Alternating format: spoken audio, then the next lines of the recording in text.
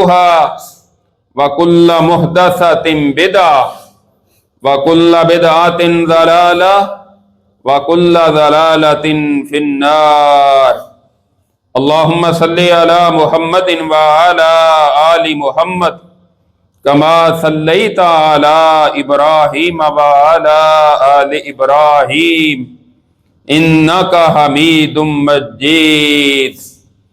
اللهم بارك على محمد وعلى آل محمد كما باركت على إبراهيم وعلى آل إبراهيم إنك حميد مجيد. رب اشرح لي صدري ويسر لي أمري واحلل عقدة من لساني يفقهوا قولي رب زدني علما. اللهم انفعنا بما علمتنا وعلمنا ما ينفعنا وزدنا علما. فاعوذ بالله السميع العليم من الشيطان الرجيم. بسم الله الرحمن الرحيم. الحمد لله فاطر السماوات والارض جاعل الملائكة رسلا أولي أجنحة مثنى وثلاث ورباع يزيد في الخلق ما يشاء ان اللہ علی کل شیء قدیر. ہر قسم کی حمد و ثنا اس اللہ وحدہ لا شریک کے لیے جو ساری کائنات کا خالق، مالک اور رازق ہے. درود و سلام امام الانبیاء، سید الانبیاء، سید الاولین والآخرین، ساری کائنات سے افضل اور اعلیٰ جناب محمد الرسول اللہ صلی اللہ تعالی علیہ وسلم کی ذات گرامی پر. سامعین محترم، گزشتہ خطبہ جمعہ میں ارکان ایمان میں سے جو پہلا رکن ہے ایمان باللہ، اللہ پر ایمان، اس کا مفہوم کیا ہے، اس کے تقاضے کیا ہیں، وہ آپ سماعت فرما چکے ہیں.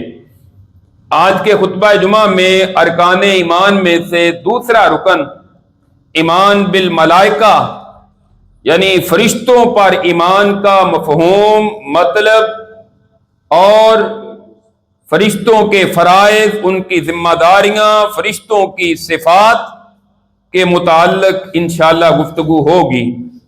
جس طرح اللہ پر ایمان لانا ضروری اور لازمی ہے، اسی طرح فرشتوں پر ایمان لانا بھی لازمی اور ضروری ہے. اگر کوئی اللہ پر ایمان لاتا ہے اور فرشتوں پر ایمان نہیں لاتا، فرشتوں کا انکار کرتا ہے، تو وہ بھی دائرہ اسلام سے خارج ہوگا، کیونکہ اللہ رب العزت کی ایک عظیم مخلوق ہے. اللہ نے ان پر ایمان لانے کا قرآن میں حکم دیا ہے اور جس کا ذکر کیا ہے. تو جو اللہ کے حکم کا انکار کرے، اللہ کی مخلوق کا انکار کر دے، قرآنی آیات کا انکار کرے، بال اتفاق وہ مسلمان اور مومن نہیں ہو سکتا. اب دوسری بات یہ ہے کہ فرشتوں پر ایمان لانے کا مطلب کیا ہے. فرشتوں پر ایمان لانے کا مفہوم یہ ہے کہ فرشتوں کو اللہ کی مخلوق مانا جائے. اللہ نے ان کو نور سے پیدا کیا ہے، وہ ہر وقت اللہ کی فرما برداری کرتے ہیں، کبھی بھی اللہ کی نافرمانی والا کوئی کام نہیں کرتے، دن اور رات اللہ کی عبادت میں مصروف ہے، اور اللہ رب العزت نے جو کوئی ان کی ذمہ داریاں اور جو ان کے فرائض متعین کیے ہیں، وہ اپنی ذمہ داریوں پر مسلسل لگے ہوئے ہیں، اس میں کبھی بھی سستی، کمی اور کوتاہی نہیں کرتے. تو اس میں سب سے پہلی چیز جو ہے وہ یہ ہے کہ اس بات پر ایمان کہ فرشتے اللہ کی مخلوق ہے، اس پر ایمان ہونا چاہیے. اور یہ ایمان اس وقت ہوگا جب بندہ فرشتوں کے وجود کا اقرار کرے. کئی ایسے مسلمان ہیں جو اپنے آپ کو مسلمان کہتے ہیں لیکن وہ فرشتوں کا انکار کرتے ہیں. میں نام نہیں لوں گا، اگر نام لوں گا تو تقریباً سارے لوگ اس ایسی شخصیات کو جانتے ہیں کہ جنہوں نے حتیٰ کہ قرآن کریم کی تفسیر تک لکھی ہے، دوسری طرف فرشتوں کا انکار کیا ہے، جی فرشتے نظر نہیں آتے، فرشتوں کا وجود کہاں ہے؟ تو صرف یہ کہنے سے تو انکار ثابت نہیں ہوتا، جب اللہ نے کہہ دیا قرآن کریم میں فرشتوں کا ذکر کر دیا تو پھر اس پر ایمان لانا ضروری ہے۔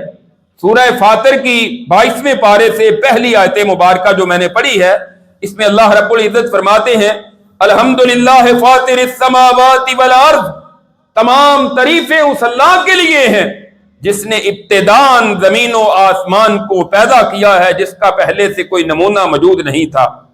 جاعل الملائکۃ رسلا، وہ فرشتوں کو اپنے نمائندے کاتب بنانے والا ہے۔ اولی اجنحۃ مثنی و ثلاث و رباع، جو دو دو پروں والے ہیں، تین تین پروں والے اور چار چار پروں والے۔ یزید فی الخلق ما یشاء، وہ اپنی مخلوق میں اضافہ کرتا ہے جیسے چاہتا ہے۔ ان اللہ علی کل شیء قدیر، بے شک اللہ تعالیٰ تو ہر چیز پر قادر ہے۔ تو اس آیت میں اللہ رب العزت نے فرشتوں کا ذکر کیا اور ساتھ ان کی جو صفت ہے پروں والی کہ ان کے پر بھی ہیں، ان کا بھی ذکر کیا ہے۔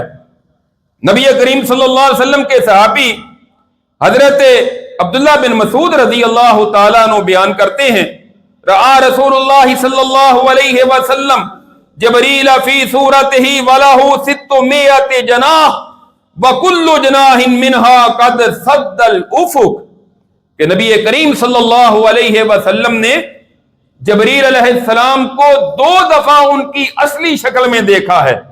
فرشتے ایک تو ان کی اصلی شکل ہے جس پر اللہ نے پیدا کیا ہے، دوسرا اللہ نے ان کو اپنی شکل و صورت تبدیل کرنے کا بھی اختیار دیا ہے، جیسا کہ جنات کے اندر یہ اختیار ہے کہ وہ مختلف شکلیں بن سکتے ہیں، شکلیں بدل لیتے ہیں، اسی طرح فرشتوں کو بھی اللہ تعالیٰ نے مختلف شکلیں بدلنے کا اختیار دیا ہے۔ تو جبریل علیہ السلام کو آپ نے ویسے تو بہت مرتبہ دیکھا، ملاقات ہوتی رہی، وہی لے کر مسلسل جبریل علیہ السلام آتے تھے، لیکن اصل شکل میں آپ نے ان کو 2 مرتبہ دیکھا ہے، اور آپ فرماتے ہیں میں نے انہیں دیکھا ہے کہ اس کے 600 پر ہیں، اور ان میں سے ہر پر نے زمین و آسمان کے سارے افق کو ڈھانپا ہوا ہے۔ اتنی بڑی تخلیق جبریل علیہ السلام کی، 600 پر۔ قرآن نے بعض فرشتوں کا ذکر کیا 2 پر، 3 پر، 4 پر۔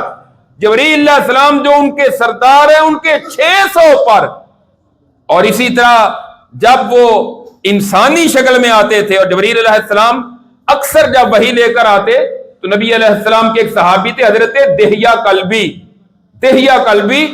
ان کی شکل میں آیا کرتے تھے اکثر آپ کے پاس۔ اور حضرت سعد رضی اللہ تعالیٰ عنہ کہتے ہیں، صحیح بخاری میں یہ حدیث ہے کہ غزوہ احد میں میں نے نبی کریم صلی اللہ علیہ وسلم کے دائیں اور بائیں 2 شخصیتوں کو دیکھا، سفید لباس پہنا ہوا ہے، اس سے پہلے نہ کبھی ان کو دیکھا ہے نہ اس کے بعد ان کو میں نے کبھی دیکھا ہے۔ اب اگر تو وہ کوئی انسان ہوتے تو سارے صحابہ کرام جانتے ہوتے، ٹوٹل 700 تو مجاہدین تھے غزوہ احد میں، ہر کوئی ایک دوسرے کو جانتا تھا، مدینہ میں رہنے والے تھے۔ تو کہتے ہیں میں نے نہ ان کو اس سے پہلے کبھی دیکھا ہے اور نہ اس کے بعد دیکھا ہے، گویا کہ یہ 2 فرشتے تھے جو جبریل اور میکائیل علیہ السلام دنیا میں آئے اللہ کی مدد لے کر، اور نبی علیہ السلام کا انہوں نے دفاع کیا تھا۔ اسی طرح حدیث جبریل بڑی مشہور ہے، صحیح بخاری کی حدیث، کہ انسانی شکل میں ایک فرد آیا تھا، نبی علیہ السلام کے سامنے آ کر بیٹھا۔ حضرت عمر رضی اللہ تعالیٰ عنہ اس حدیث کو بیان کرتے ہیں، لمبی حدیث ہے، خلاصہ یہ ہے کہ آ کر آپ سے مختلف سوال کیے، اخبرنی عن الایمان، ایمان کے بارے میں بتائیے ایمان کیا ہے، اخبرنی عن الاسلام، اسلام کے بارے میں بتائیے اسلام کیا ہے، اخبرنی عن الاحسان، احسان کے متعلق بتائیے کیا ہے، اور چوتھا سوال اخبرنی عن الساعہ، قیامت کے بارے میں بتائیں قیامت کب آئے گی، اور 5واں سوال تھا قیامت کی نشانیوں کے بارے میں بتائیں۔ نبی کریم صلی اللہ علیہ وسلم کے ساتھ جو گفتگو ہوئی سو ہوئی، تفصیل کا وقت نہیں ہے۔ جب وہ چلے گئے آپ نے پوچھا میرے سے آبا کیا تم جانتے ہو یہ کون تھے؟ صحابہ کہتے ہیں اللہ کے رسول اللہ و رسولہ عالم، اللہ اس کے رسول ہی بہتر جانتے ہیں، ہمیں تو نہیں پتا تھا۔ ہاں اس شخص کو کبھی ہم نے پہلے دیکھا نہیں ہے، نہ اس کا لباس اس پر کو گرد و غبار تھی، مسافر بھی نہیں لگتا تھا، مدینے کا رہنے والا بھی نہیں تھا، بال بالکل سیاہ تھے۔ آپ نے فرمایا انہ جبریل واتاکم یعلمکم دینکم، یہ جبریل علیہ السلام تھے جو تمہیں تمہارا دین سکھانے کے لیے آئے تھے۔ سوال وہ کر رہے تھے، جواب میں دے رہا تھا، سیکھ تم رہے تھے۔ تو جبریل علیہ السلام کو نبی علیہ السلام کے صحابہ نے بھی دیکھا اور آپ نے بھی دیکھا۔ اسی طرح غزوہ بدر میں فرشتوں کی تعداد بڑی شریک ہوئی، اس کا تذکرہ اللہ تعالیٰ نے قرآن کریم میں کیا ہے کہ فرشتے نازل ہوئے تھے اور کفار اور مشرکین پریشان تھے کہ پتہ نہیں محمد صلی اللہ علیہ وسلم نے یہ فوج کہاں سے منگوائی ہے۔ صحابہ کرام کہتے ہیں ہم کسی بندے کی طرف تلوار لے کر بھاگ رہے ہوتے، ابھی اس کی گردن پر نہیں مارتے تھے، اس کی گردن پہلے گر جاتی تھی۔ یہ فرشتے اللہ نے بھیجے تھے جن کا ذکر اللہ نے قرآن کریم میں کیا ہے کہ اللہ نے ان فرشتوں کو بھیجا تھا۔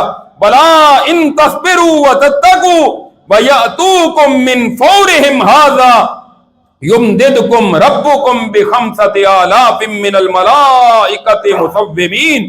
اللہ فرماتے ہیں کیوں نہیں، اگر تم صبر کرو گے، اللہ سے ڈرتے رہو گے اور کفار یکدم تم پر چڑھ دوڑیں گے، پھر اللہ 5000 خاص نشانوں والے فرشتوں کے ساتھ تمہاری مدد فرمائے گا۔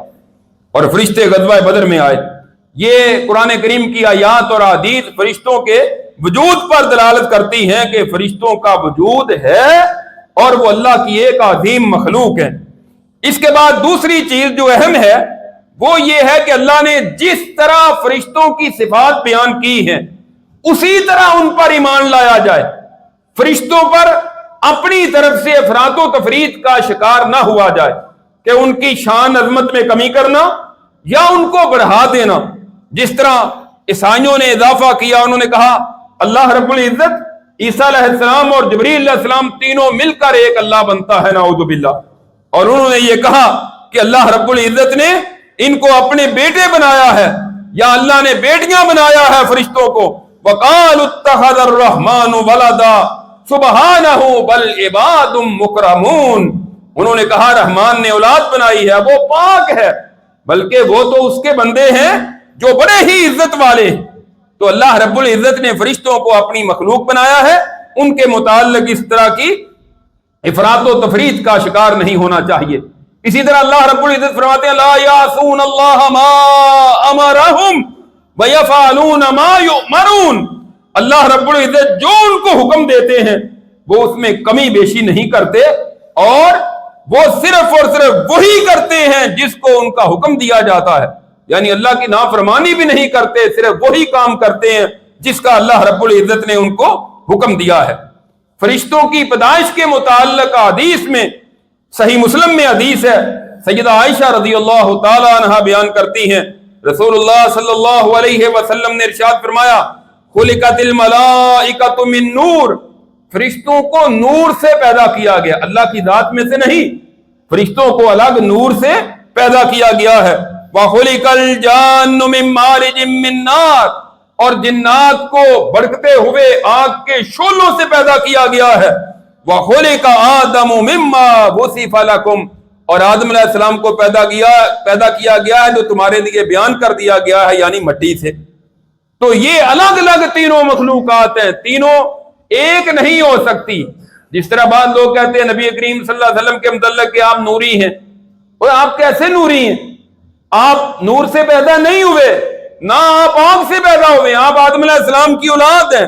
آپ کی ماں حضرت آمنہ، باپ عبداللہ، دادا عبد المطلب، سارے کا سارا خاندان موجود ہے، کنبہ قبیلہ موجود ہے، کوئی ایک صفت بھی آپ کے اندر فرشتوں والی نہیں ہے، تمام کی تمام صفات آپ کی انسانوں والی۔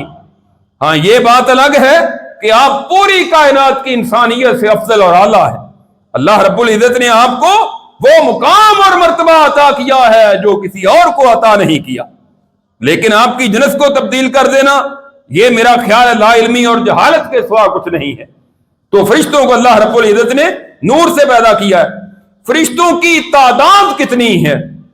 قرآن کریم میں اللہ رب العزت فرماتے ہیں وما یعلم جنود ربک الا ہو، تیرے رب کے لشکروں کو اللہ کے سوا کوئی نہیں جانتا، فرشتوں کی تعداد کا بھی علم نہیں ہو سکتا۔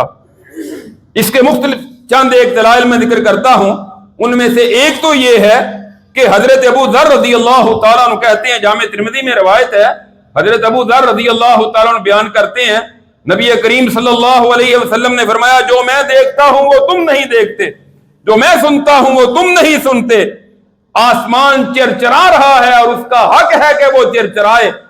اور پھر آپ نے فرمایا کہ آسمانوں پر 4 انگلی کے برابر بھی کوئی جگہ خالی نہیں ہے، مگر وہاں کوئی نہ کوئی فرشتہ ہر وقت اللہ کے سامنے اپنی پیشانی کو سجدے کی حالت میں رکھ کر اللہ کی عبادت کر رہا ہے۔ کتنے بڑے آسمان ہیں، اور آسمانوں میں 4 انگلی کے برابر بھی آپ نے فرمایا کوئی جگہ خالی نہیں ہے۔ ہر جگہ فرشتے اپنے سر کو اللہ کے سامنے جھکائے ہوئے ہیں، سجدہ کر کے اللہ کی عبادت میں مصروف ہیں۔ اسی طرح حضرت ابراہیم علیہ السلام کو جب نبی علیہ السلام نے معراج کے موقع پر دیکھا، یہ صحیح مسلم میں روایت ہے، 7ویں آسمان پر حضرت ابراہیم علیہ السلام سے ملاقات ہوئی۔ حضرت ابراہیم علیہ السلام بیت المعمور جو 7ویں آسمان پر اللہ کا گھر ہے، جس کا قرآن میں بھی ذکر ہے والبیت المعمور، اس کے ساتھ ٹیک لگا کر بیٹھے ہوئے تھے۔ حضرت ابراہیم علیہ السلام سے ملاقات ہوئی، پھر آپ فرماتے ہیں کہ بیت المعمور کے اندر یدخلہ فی کل یوم 70,000 ملک لا یعودون الیہ، بیت المعمور میں ہر روز 70,000 فرشتے اللہ کی عبادت کرتے ہیں، اور جو ایک مرتبہ کرتے ہیں قیامت تک دوبارہ ان کی کبھی باری نہیں آئے گی۔ اب آپ اندازہ کر لیں کہ وہ کتنے اربوں خربوں میں کیلکولیٹر جواب دے جائے گا کہ ہر روز 70,000 فرشتے اللہ کی عبادت کرتے ہیں۔ اور پھر اسی طرح صحیح مسلم کی ایک اور روایت میں فرشتوں کی تعداد کے لامحدود ہونے کا ہمیں اندازہ ہوتا ہے۔ حضرت عبداللہ بن مسعود رضی اللہ تعالیٰ عنہ بیان کرتے ہیں، یوتا بالنار یوم القیامہ لہا 70,000 زمام ما کل زمام 70,000 ملک یجرونہا، قیامت کے دن جہنم کی آگ کو جب لایا جائے گا 70,000 اس کو لگامیں ڈالی ہوئی ہوگی، جہنم کی آگ بفری ہوئی ہوگی، دہشت پھیلا رہی ہوگی، 70,000 اس کی لگامیں ہوں گی، اور ہر لگام کو 70,000 فرشتے کھینچ کر اس کو کنٹرول کر کے لا رہے ہوں گے۔ 70,000 لگامیں اور 70,000 فرشتے، کتنے ہوں گے فرشتے جہنم کو لانے والے؟ کرتے رہیں ضرب۔ ویسے میرا خیال ہے کہ یہ 4 ارب 90 کروڑ بنیں گے، اگر میں حساب صحیح کر رہا ہوں۔ 4 ارب 90 کروڑ فرشتے، 70,000 ضرب 70,000، ہر لگام کو 70,000 فرشتے کھینچ کر لا رہے ہوں گے۔ اتنی بڑی فرشتوں کی تعداد، لامحدود ہے فرشتے، لامحدود ہے فرشتے جن کو اللہ رب العزت نے پیدا کیا۔ وہ جنریٹر چلا رہا ہے، ان میں سے 3 فرشتے جو ہیں یہ بڑے مشہور ہیں اور بڑے ہی عظیم فرشتے ہیں۔ ایک ان میں سے پہلے جن کا جبریل علیہ السلام ذکر نام کیا، یہ دونوں نام ہی ہیں، جبریل اور جبرائیل، دونوں ثابت ہیں۔ قرآن کریم میں اللہ رب العزت نے فرمایا قل من کان عدوا لجبریل فإنہ نزلہ علی قلبک بإذن اللہ، کہہ دیجئے کون ہے جبریل علیہ السلام کا دشمن؟ یہودی کہتے تھے جبریل ہمارا دشمن ہے، اللہ نے کہا جبریل کا دشمن کون ہے؟ وہ جس نے اے میرے نبی آپ کے قلب اطہر پر قرآن نازل کیا ہے، وہ ہے جبریل۔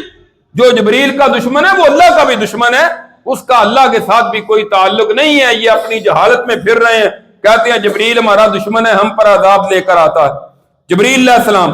اس طرح دوسرے ہیں حضرت میکائیل علیہ السلام، جن کی ذمہ داری ڈیوٹی اللہ نے بارش پر لگائی ہوئی ہے یا رزق وغیرہ پر لگائی۔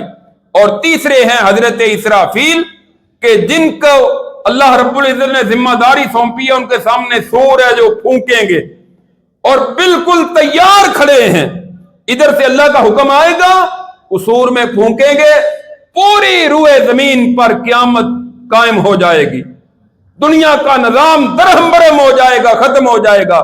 और कुरान ने जिक्र किया है फिर दूसरी दफा जब फूंकेंगे तो मैं और आप और आदम अलैहिस्सलाम से लेकर क़यामत तक आने वाले सबके सब अपनी कब्रों से उठकर मैदान माशर में जमा हो रहे होंगे। ये है जनाबे इसराफील अलैहिस्सलाम जिनकी ड्यूटी अल्लाह ने लगाई है। और फरमाबरदारी का अंदाजा करें कि वो बिल्कुल तैयार खड़े हैं कि इधर से अल्लाह का हुक्म होगा, इशारा होगा, मैं सूर में फूंक दूंगा, तखीर नहीं होगी, उसके साथ ही क़यामत कायम हो जाएगी। फरिश्तों की सिफात क्या है? फरिश्ते खाते पीते नहीं हैं, उनकी नस्ल आगे नहीं बढ़ती, उनके बीवी बच्चे नहीं होते जिस तरह इंसानों के होते हैं, ना उनके मां बाप होते हैं, ना वो खाने के मोहताज हैं। हाँ, जब क़यामत कायम होगी मौत सबको आ जाएगी, फरिश्तों को भी मौत आ जाएगी। उसके बाद अल्लाह रब्बुल इज्जत दोबारा उनको जिंदा करेंगे जिस तरह इंसानों को जिंदा करेंगे, फिर उनकी दोबारा उसी तरह ड्यूटियां और उनकी जिम्मेदारियां उनको सौंप दी जाएंगी और वो अपनी जिम्मेदारियों को पूरा करेंगे। इसके अलावा कुरान करीम में जो फरिश्तों के फराइज का जिक्र हुआ है कि फरिश्तों के फराइज क्या क्या हैं, उनमें से एक है अल्लाह के अर्श को उठाना। अल्लाह रब्बुल इज्जत फरमाते हैं अल्लज़ीना यहमिलूना अल अर्श व मन हौलहु युसब्बिहूना बिहम्दि रब्बिहिम व युमिनूना बिही व यस्तगफिरूना लिल्लज़ीना आमनू रब्बना वसिअता कुल्ल शैइन रहमतन व इल्मा फगफिर लिल्लज़ीना ताबू वत्तबऊ सबीलका वक़िहिम अज़ाबल जहीम रब्बना व अदखिलहुम जन्नाति अदनिन अल्लती वअदतहुम व मन सलह मिन आबाइहिम व अज़वाजिहिम व ज़ुर्रिय्यातिहिम इन्नका अंतल अज़ीज़ुल हकीम।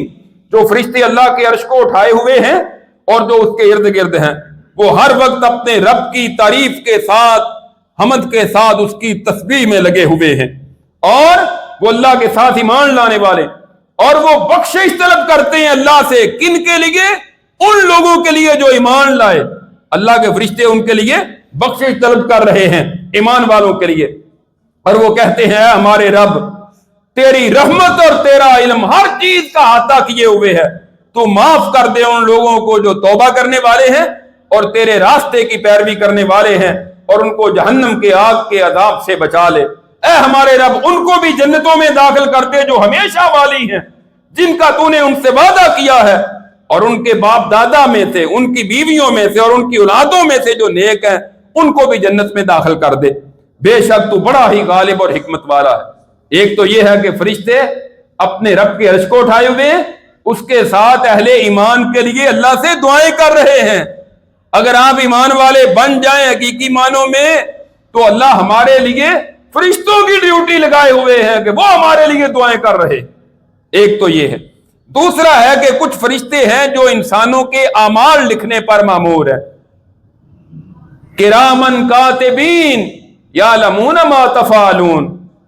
किरामन कातिबीन, बड़े ही इज्जत वाले हैं दो फरिश्ते लिखने वाले। एक दाईं तरफ है, जो भी कोई नेकी करते हैं तो ये नेकी लिख लेता है। एक बाईं तरफ है, जो भी कोई गुनाह करते हैं तो ये नोट कर लेता है। कोई एक भी आपकी हरकत जो है वो रिकॉर्ड से बाहर नहीं है, रिकॉर्ड में आ रही है।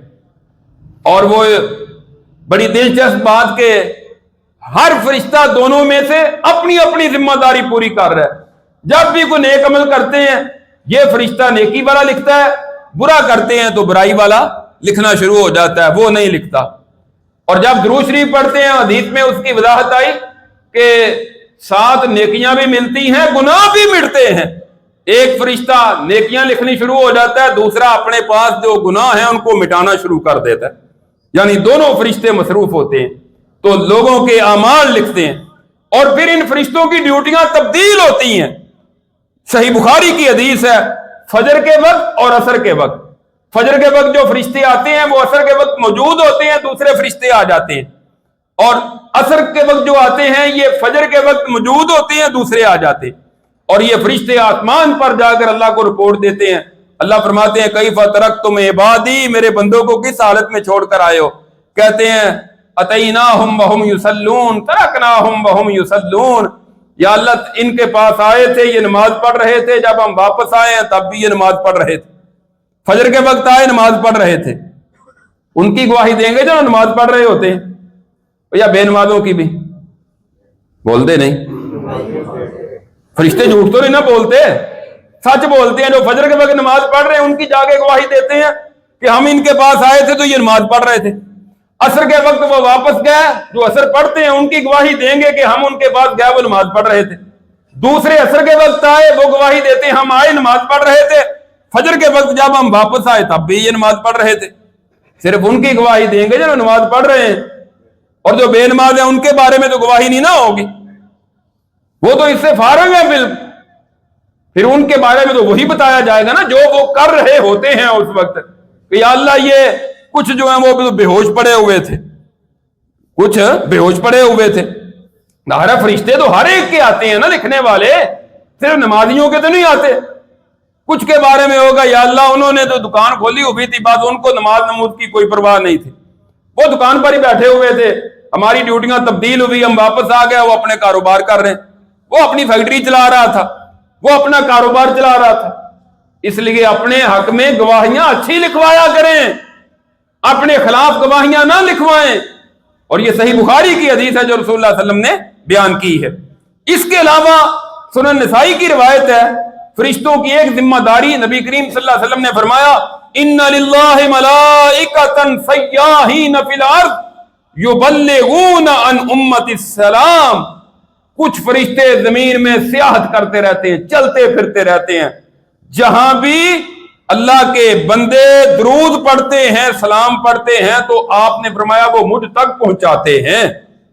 یہاں لوگوں نے خود ذمہ داریاں لی ہوئی ہیں نا، یہ ایسی ذمہ داری نہیں کہ عمرے پہ جا رہا ہے میرا سلام وہ پہنچا دینا، اللہ نے فرشتوں کی ڈیوٹیاں لگائی ہیں، یہ کہتے ہیں نہیں ہم نے خود پہنچانا ہے، اور عجیب و غریب پھر وہاں حرکتیں کرتے ہیں۔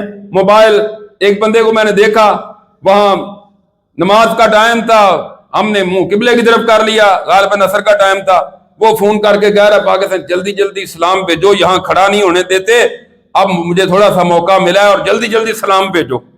یعنی موبائل کے ذریعے ان کا سلام جا رہا ہے۔ تو جب پاکستان میں آ جاؤ گے اس سلام کا کیا بنے گا؟ پھر جو ہر روز درود و سلام پڑھتے ہیں اس کا کیا بنے گا؟ اللہ نے فرشتوں کی ذمہ داریاں لگائی ہوئی ہیں، یہ تمہاری ذمہ داری نہیں ہے۔ جہاں بھی پڑھو گے، جب بھی پڑھو گے، اس کا ثواب بھی ملے گا، اس کے ساتھ گناہ بھی معاف ہوتے ہیں۔ لہذا درود اور سلام کثرت کے ساتھ پڑھنا چاہیے، اور وہ پڑھنا چاہیے جو نبی کریم صلی اللہ علیہ وسلم نے سکھایا ہے، ثواب تو اثر اسی کا ملتا ہے۔ اسی طرح کچھ فرشتے انسانوں کی حفاظت پر متعین ہیں۔ قرآن کہتا ہے لَهُ مُعَقِّبَاتٌ مِّن بَيْنِ يَدَيْهِ وَمِن خَلْفِهِ يَحْفَظُونَهُ مِنْ أَمْرِ اللَّهِ۔ ہر شخص کے لیے مسلسل فرشتے آتے ہیں، اس کے آگے اور پیچھے اللہ کے حکم سے اس کی حفاظت کرتے ہیں۔ کتنے ہی حادثات ہوتے ہیں، بندہ کہتا ہے بس گاڑی کے نیچے آ گیا تھا اللہ نے بچا لیا، حادثہ تو بڑا خطرناک ہوا تھا اللہ نے بچا لیا۔ جو تقدیر میں لکھا ہوتا ہے وہی اذیت مصیبت پہنچتی ہے، باقی فرشتے آپ کی حفاظت کر رہے ہوتے ہیں، کتنی ہی آزمائشوں اور مصیبتوں سے آپ کو بچا لیتے ہیں۔ تو انسانوں کی حفاظت کرنا۔ اسی طرح رحم مادر میں انسان کی تخلیق کے متعلق صحیح بخاری میں حدیث ہے، 40 دن، یعنی 3 مرتبہ جب 40 120 دن گزرتے ہیں، فرشتہ اللہ سے پوچھتا ہے اس کو بچہ بنانا ہے بچی، اللہ تعالیٰ کہہ دیتے ہیں یہ بنا دو، اور پھر اس کے مطابق اس کا رزق لکھ دیا جاتا ہے، اس کی زندگی، اس کی موت، نیک بخت ہے یا بد بخت ہے، اسی وقت فیصلہ ہو چکا ہوتا ہے۔ دنیا میں آ کر اس نے اتنی ہی زندگی بسر کرنی ہے جتنی اس کے لکھ دی گئی، اتنا ہی رزق ملنا ہے جتنا اس کے مقدر میں لکھا گیا ہے۔ موت اسی وقت آنی ہے جب اللہ نے لکھ دی ہے، زندگی اس سے زیادہ نہیں ہو سکتی جتنی اللہ نے لکھ دی ہے۔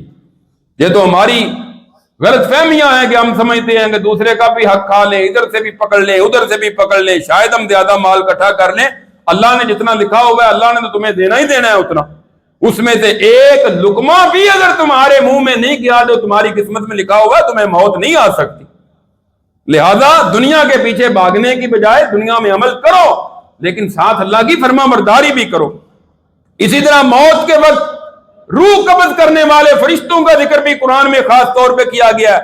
اللہ فرماتے ہیں آپ کاش کے ظالموں کو دیکھیں جب ہمارے فرشتے آتے ہیں اور ان کو تھپڑ مارتے ہیں اور کہتے ہیں نکالو اپنی جانیں، اپنی روح ہمارے حوالے کرو، اور فرشتے آ کر روح قبض کرتے ہیں۔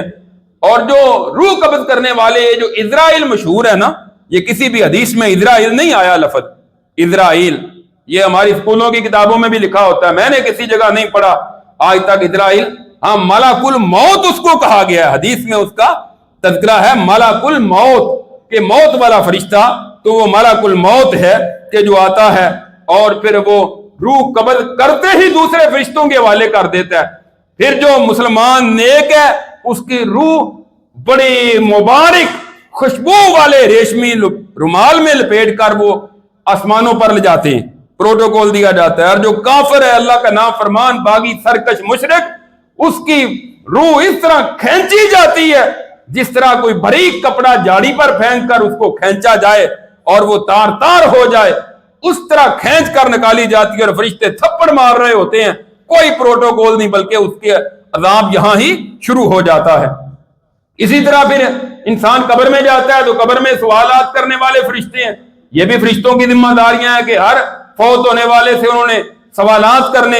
اس کے بعد پھر جب جہنم میں چلے جائیں گے لوگ تو جہنم میں جا کر فرشتوں کو کہیں گے اپنے رب کو کہو کہ ہمارے لیے کچھ عذاب میں کمی کر دے، کچھ نرمی کر دے۔ وہ کہیں گے ہم کچھ نہیں کہہ سکتے، اور آج تمہارا پکارنا بالکل فضول اور بیکار ہے۔ اور پھر قرآن نے کہا ہے وَنَادَوْا يَا مَالِكُ لِيَقْضِ عَلَيْنَا رَبُّكَ قَالَ إِنَّكُمْ مَاكِثُونَ، کہیں گے جہنم کے دروگا جو ہے جس کا نام ہے مالک فرشتہ، اے مالک اپنے رب کو کہہ دے ہم پر موت ہی طاری کر دے، کسی طرح ہمارا فیصلہ کر دے، ہمارا خاتمہ ہی کسی طرح کر دے۔ وہ آگے سے جواب دے گا تم نے یہاں ہمیشہ رہنا ہے، اب تم یہاں سے نکل نہیں سکتے، میں نے رب کو اب کچھ نہیں کہنا، اللہ نے میری ڈیوٹی لگائی ہے جہنم پر، اور وہ مالک فرشتہ جہنم کو مزید دہکائے گا اور اس کے شعلے تیز ہو رہے ہوں گے، اور وہ کہے گا تم نے یہاں ہی رہنا ہے، تم یہاں سے نکل کر اب نہیں جا سکتے۔ یہ فرشتوں کے چند ایک فرائض ذکر کیے ہیں، اس کے علاوہ موضوع طویل ہے، اور بھی فرشتوں کے متعلق تفصیلات ہیں، لیکن وقت کے اختصار کے پیش نظر اسی پر اکتفا کرتے ہیں۔ اللہ رب العزت سے دعا ہے اللہ ہمیں کتاب و سنت پر عمل کرنے کی توفیق عطا فرمائے۔ آخر دعوانا الحمدللہ رب العالمین۔